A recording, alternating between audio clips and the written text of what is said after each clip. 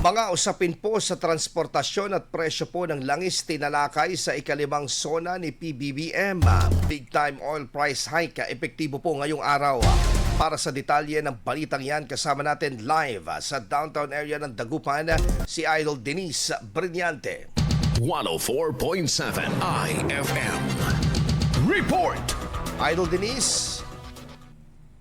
Inalakay ni Pangulong Ferdinand Marcos Jr. sa kanyang ikalimang State of the Nation Address o SONA ang mga programa ng pamahalaan at sa sektor ng transportasyon, kabilang ang pagpapalawak ng railway system at pagsusulong ng mga electric public utility vehicle.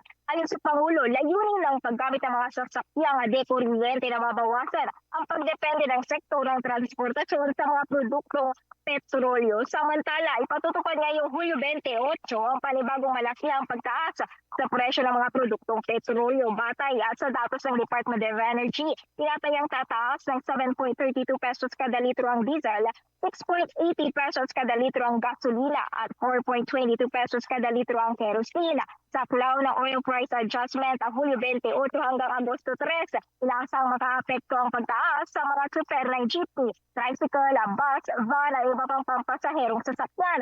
Kabilang sa posibleng maapektuhan ang mga tsuper sa Pangasinan, lalo na ang mga bumabiyahe sa malalayong ruta. Ayon sa ilang tsuper, mababawasan ang kanilang arwang kita dahil sa dagdag na gasto sa diesel at gasolina. Hiniling naman ng ilang transport group, kabilang ang Alliance of Concerned Transport Organization o ACTO, na pumahan ang kanilang petisyon para sa dagdag pasahe. Posible ring makaapekto ang oil price hike sa gasto sa transportasyon at paghahatid ng mga produkto na maaaring magresulta sa pagtaas ng presyo ng ilang pangunahing bilihin sa merkado.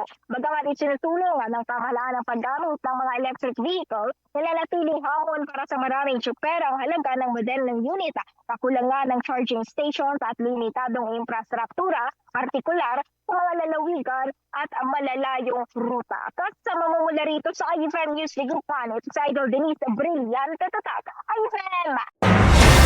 IFM News. IFM News. IFM News.